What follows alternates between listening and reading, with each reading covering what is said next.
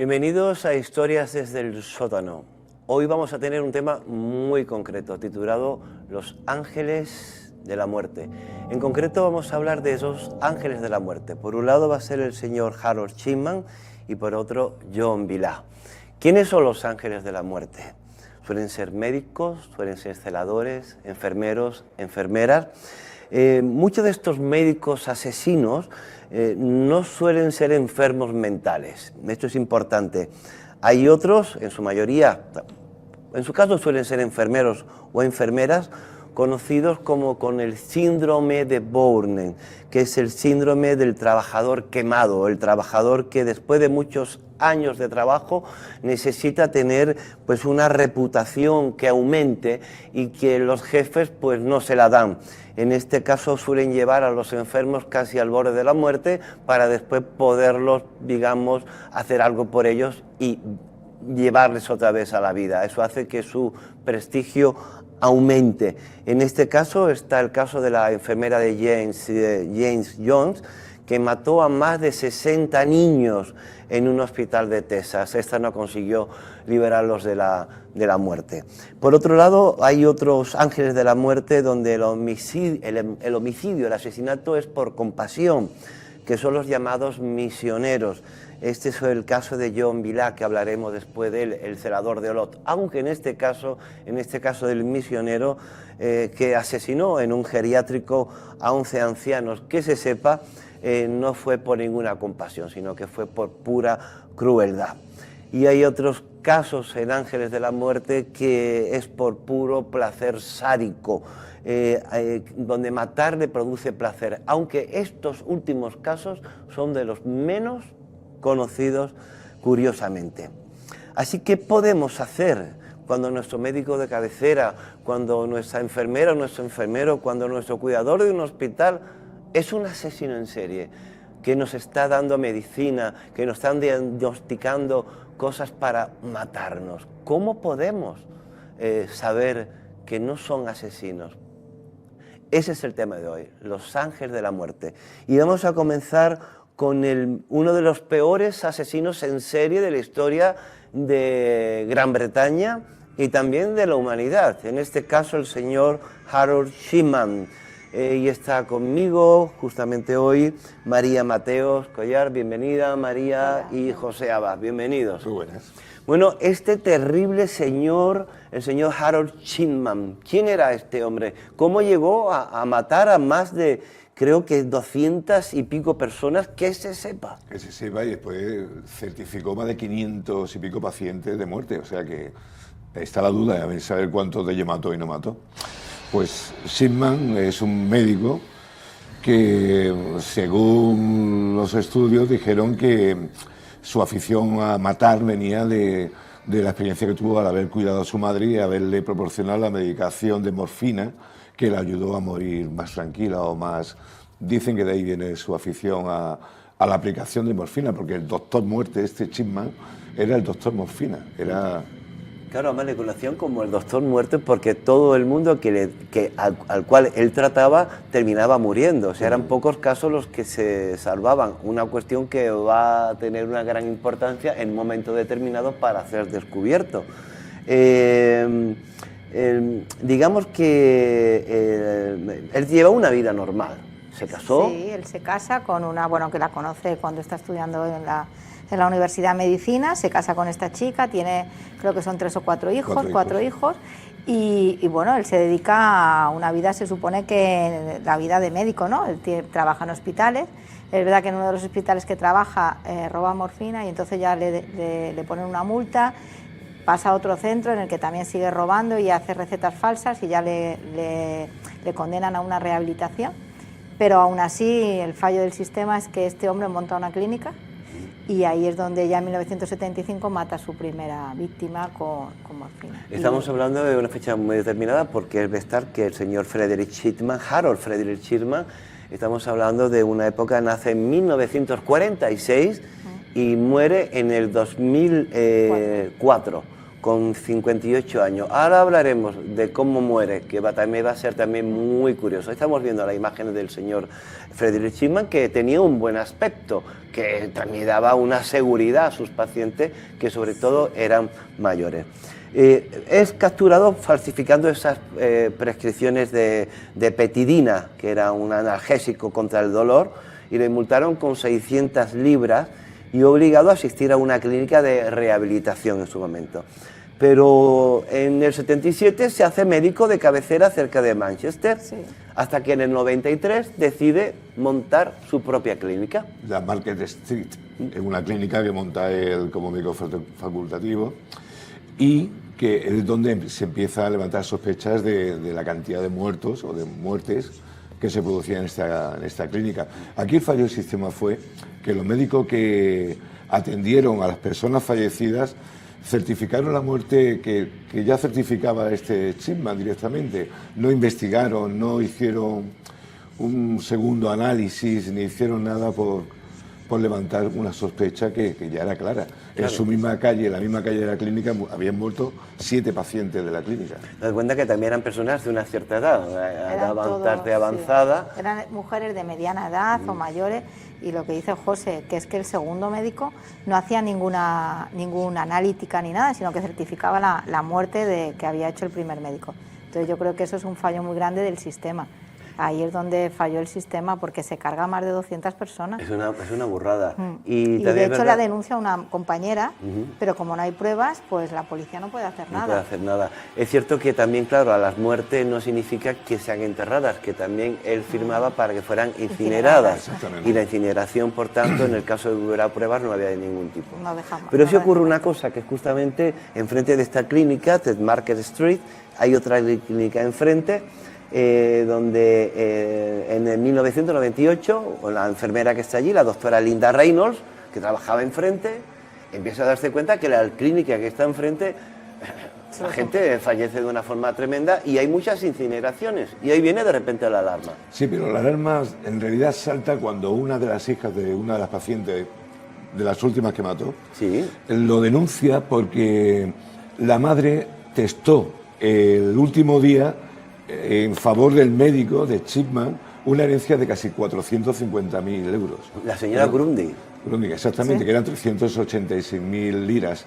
Y entonces sí pudo denunciar que por motivo económico había asesinado a su madre. Y ahí es donde se empiezan las investigaciones. O sea que el tema es que la señora deja toda la herencia al señor Chipman justamente antes de morir, y la hija dice, ¿pero esto qué? Claro. La deja un dinero a este médico. Entonces, y es cuando la denuncia. Claro, sacan el cadáver, se dan cuenta que ha muerto por morfina, empiezan a levantar más cadáveres, los que pueden, claro, y todos sigue el mismo modus operandi siempre. Ese es el momento en el cual ese cadáver último no es enterrado.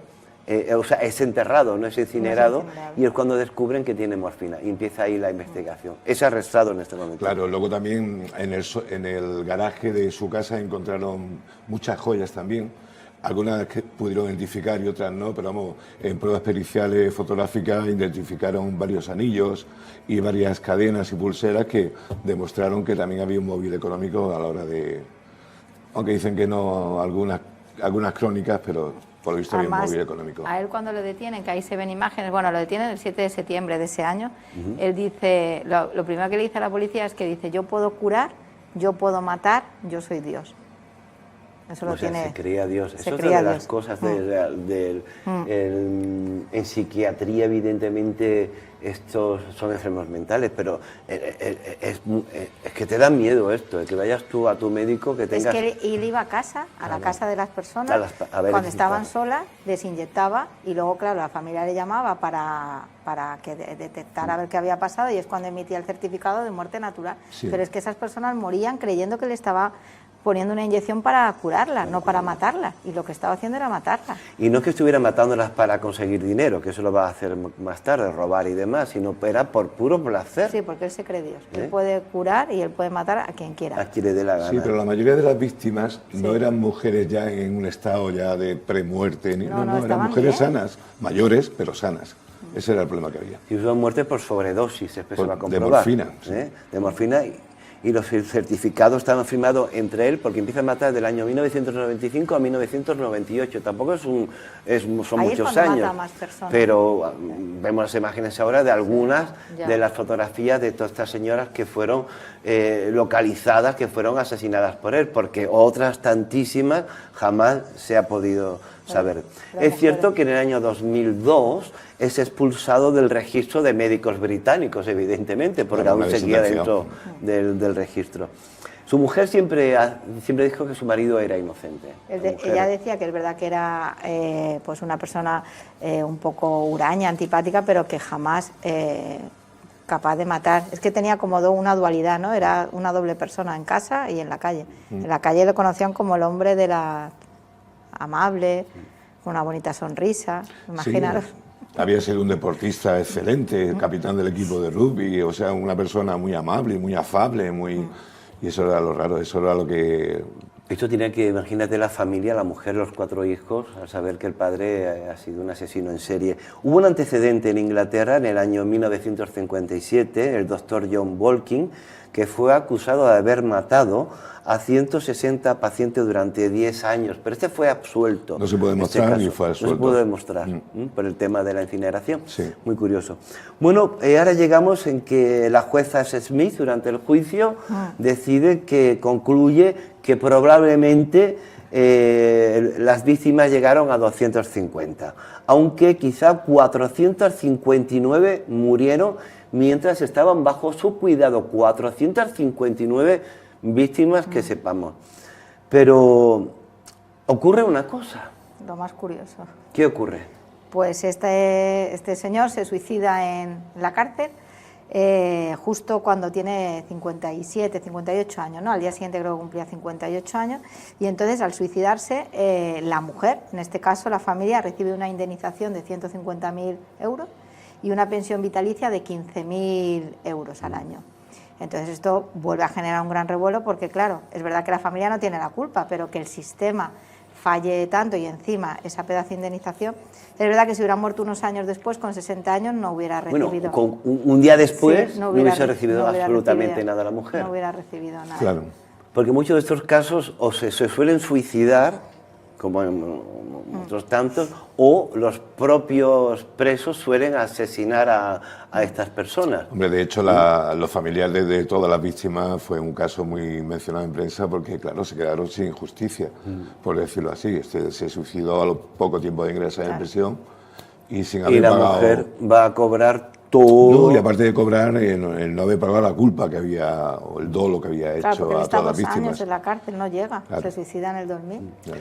Es cierto que en el año 2005 Inglaterra, bueno, Gran Bretaña, en este caso Londres, decide hacer un homenaje a todas estas víctimas, digamos, como para suavizar el tema de esta negligencia que hubo en su momento. Siguen habiendo negligencias, evidentemente hoy día, desgraciadamente sigue habiendo negligencia, y en el famoso Hyde Park en Londres, se hace este jardín en la memoria de las víctimas. Se llama el Jardín de la Tranquilidad, que estamos viendo en estos momentos. Este Jardín de la Tranquilidad que realmente no sé a quién podía poder estar tranquilo, pero por lo menos era un pequeño homenaje a tantísimas víctimas que ocurrieron de este hombre. Los medios, verdad que se ocuparon bastante del asunto, porque los medios de comunicación social, los más media, y lo hemos visto a lo largo de todos estos asesinos, asesinas de distintas épocas, pero sobre todo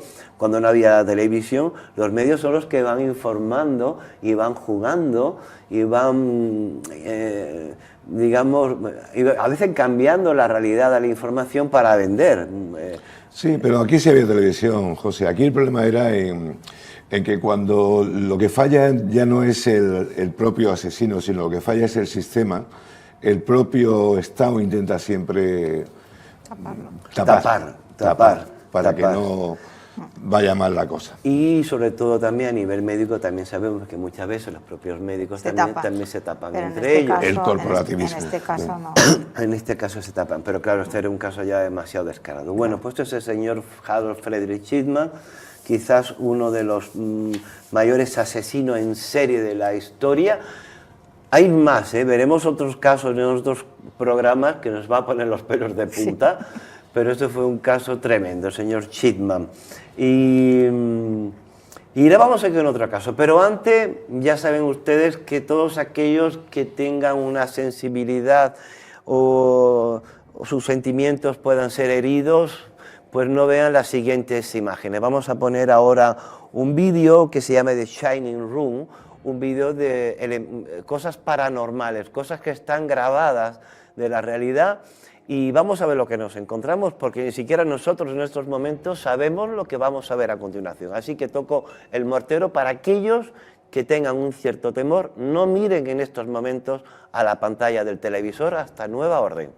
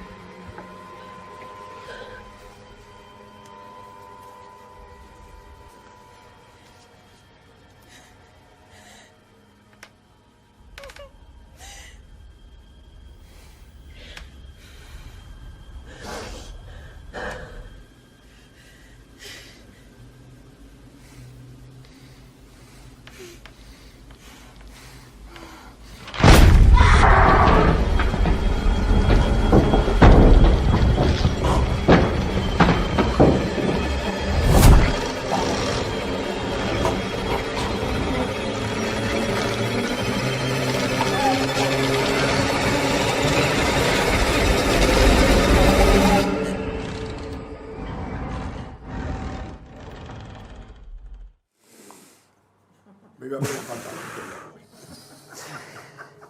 Ya no voy.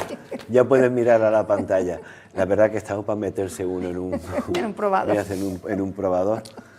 Lo que yo no sé en todas estas historias es que siempre juegan con el móvil en todos estos vídeos. Sí, en vez de salir corriendo, sal corriendo. Claro. Va llegando el otro y se queda ahí parada. Yo no Es que si no, no tendría gracia. He de decir que María nunca mira la pantalla porque son de aquellas personas que le da pánico ver estas imágenes. La campanilla también es para ella. También es para ella. Bueno, vamos con otro ángel de la muerte. En este caso vamos con un español. Vamos a un sitio que mira que en la historia de España ha salido varias veces, el pueblo de Olot. Sí. Que o bien porque le toca la lotería, porque sale un asesino, porque hay un secuestro, porque hay otra asesina, porque hay de todo. Pero en este caso vámonos a este asesino también en serie, Joan Vilà d'Ilmé, el celador de Olot. Tera marinera. Telita. Telita. Contadme. María. Pues nada, bueno, este señor tiene mi edad, es del 68, imaginaros. Y ¿Sigue preso, por cierto? Sí, sigue preso. Le han condenado a 175 años, que solo va a cumplir 40. Típico de la justicia. Y bueno, este chico es de una familia humilde, sus padres trabajan en una empresa del pueblo, de una empresa de embutidos muy conocida, con lo cual también, bueno, imaginaros, ¿no?, el sufrimiento del padre y de la madre, ¿no? Pero bueno, en el pueblo han hecho un pacto de silencio para proteger a estas personas que no tienen la culpa, ¿no?, del hijo que tienen. Es verdad que un hijo mal estudiante, asocial, inseguro, con un montón de fobias, parece ser que tenía un acné en la cara que eso le ha provocado muchas inseguridades.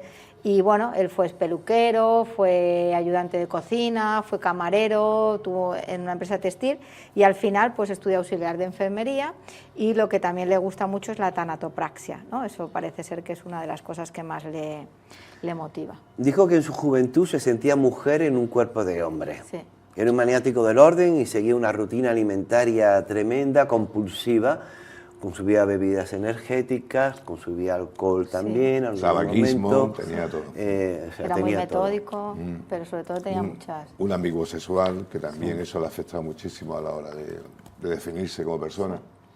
Y claro, el tema de la homosexualidad, que también influye como persona, encubierto en un momento determinado, pero una de las cosas también que va a provocar un cierto cariño a las familias de las víctimas, esa afición suya al maquillaje de los cadáveres, sí, que es lo que estamos hablando, claro, a la tanatopraxia. Bueno, él montó una peluquería con un socio antes de dedicarse a celador y sí, le salió mal porque el socio le engañó, pero vamos, ya había practicado el oficio de peluquero, o sea, ya tenía experiencia. Claro, peluquero, mueren las víctimas, encima va a los entierros de encima las deja guapas. Dice que guapas están cuando mueren. Casi siempre son todas mujeres. ¿Ha pedido algún nombre? Mujeres, ¿no? Son todas mujeres, ¿eh? Es muy curioso. El caso es que entra a trabajar en esta fundación donde el psicólogo del centro le dice que bueno, que va un nuevo celador y que no ve peligro en él porque ya había tenido un problema anteriormente este señor. Estamos viendo imágenes reales, sí, en este momento. ¿Qué pasa con este hombre que trabajaba los fines de semana, los festivos y fines de semana? O sea, que era cuando menos controles había. Sí. En el geriátrico. Bueno, el psicólogo del centro ya había sido su doctor también, su psicólogo anteriormente, o sea que ya... Un psicólogo perfecto. Y sí, tuvo dudas a la hora de que cuando empezó a trabajar... Sí. Bueno, esas imágenes son reales, es el momento en que le pilla a la última víctima, que ahora hablaremos de cómo se carga y cómo mata a las víctimas, que eso es tela marinera. Bueno, el psicólogo dice que no tiene problemas, que puede entrar en el geriátrico, sí, cuidado de los enfermos. De hecho, cuando entra, por lo visto, era un hombre amable, trataba bien a todo el mundo, pero se fue complicando su carácter y su modus operandi, porque vamos, ahora hablaremos de cómo mata. ¿Cómo mataba? ¿Qué hacía para matar a sus víctimas? Bueno, estamos viendo los desenterramientos de algunos de los cadáveres para comprobar si realmente habían sido también asesinados por él. En el juicio ha declarado sí, una las serie exhumaciones, sí. Pues ¿Cómo solía matar este hombre? pues este hombre aprovechaba a última hora de la tarde cuando se iba la enfermera y ya se quedaba él como ayudante, ¿no? como celador, entonces entraba en las habitaciones y los mataba pues con productos, con ácido cáustico, con lejía, con insulina, con otros fármacos. Lo que lo producía era una cantidad de, bueno, les quemaba todo lo que es el esófago, imaginaros, la garganta. Sí, con y sustancias era corrosivas. una muerte muy dolorosa, sangraban las víctimas, se les hinchaban la lengua, es decir, que si lo hacía para que no sufrieran o para que estuvieran, como él decía, más guapas, no entendemos cómo podía provocar tanto dolor. Y de hecho, la víctima, esta última que muere, Paquita, que ya le había llamado malparit porque le había pegado y le tenía... Lo que pasa es que nadie la creyó a esa pobre mujer. Claro, Paquita Gironés Quintana. O sea, que la no última tenía víctima. hijos, sí. Tenía una sobrina que se lo contó todo, pero no la creía, porque como este hombre caía tan bien, pues parece que cuando llegó la policía le pillaron por casualidad, porque fueron preguntando y él dijo que sí, que había sido él y lo confesó todo. Por la cámara. Que y por la cámara, luego ya analizaron la entra, cámara, pero que fue preguntarle y lo soltó todo. Sí. Oye, acudía al tanatorio a ver a sus víctimas y lloraba incluso. Yo lo que no entiendo es que cuando se asesina con un producto químico, la deformación el ictus, la deformación del cuerpo y todo, que no haya un informe pericial, un informe médico que investigue esa muerte violenta, porque se ve enseguida cuando hay una muerte violenta. Vamos. Que un médico que no certifique, exacto, y que dure o hayan habido 11 víctimas y un año de muertes para que lo detectaran, es que es otro fallo del sistema. Es otro fallo del sistema. Es muy grande porque darles lejía, insulina, sobredosis de insulina a los... pues una cosa que, oye... Y además que era un bedel, quiero decir, que no era médico, claro, que el médico un celador, que estuviera allí, un celador, el médico tendría que saber cómo iba el tema de los pacientes. Es que es todo raro también. O sea, es todo bastante raro, pero es así como funciona a veces las cosas. Confías y caes en algo que no te puedes explicar. ¿Cuántas muertes, por lo menos, se les achacó? 11. Juan, él fue juzgado por 11 muertes. Sí. Entre 2009, o sea, en un año, entre agosto 2009 a 2010. octubre de 2010 estuvo asesinando 11 personas que se sepa, y con muertes terribles, con unos dolores tremendos, las señoras que morían, y que tuvo que pagar una indemnización que nunca pagaría, supongo, de 396.000 euros, en concepto de responsabilidad civil derivada del delito que había cometido, pero que fue asumida no por él, sino por las clínicas, sino por la aseguradora Zurich Insurance Group, que fue la que tuvo que pagar la locura de este hombre. Algo taparían porque tampoco es normal. Claro, es que lo que dice José... Hay algo que no, sí, que no es normal. No puede ser que 11 ancianos mueran y en esas circunstancias y que un médico certifique su muerte, porque si estaban abrasados... Como... Masagraban por la boca. Sí. Y hay un momento en que la sangre, claro, imagínate la laringe, la garganta, la lengua, todo ardiendo. Bueno, en los informes policiales, cuando hay una muerte brusca, una muerte violenta, hay un rictus que enseguida se ve. No hace falta ser médico para ver que este hombre ha muerto plácidamente en su cama, o ha muerto porque se le ha quemado hasta lo más profundo. Es tremendo. Garganta profunda. Pero le metieron, hemos dicho, 227 años de prisión, de los cuales solo al final se quedó una condena de 40 años. Está en la cárcel él ahora. Sigue en la cárcel todavía. Como modelo, parece ser que es uno de los presos modelos, presos de confianza. Lleva una vida muy metódica, como él era, lavandería, biblioteca. Y de hecho hay un libro muy interesante que se llama El celador de Olot, de un escritor que ha escrito un libro sobre todo el proceso. Es una novela de no ficción basado en todo el sumario, en el que le pone cara y visibilidad a esas víctimas, a esas 11 víctimas que han quedado tapadas, lo que dice José, que no se les ha dado visión a esas pobres víctimas y a esa familia. Y es un libro que se ha publicado hace creo que un año o así, y bueno, y habla sobre todo eso, sobre esas personas que murieron. José y María, muchísimas gracias. Hoy con todos ustedes en Historias desde el sótano, Los Ángeles de la Muerte.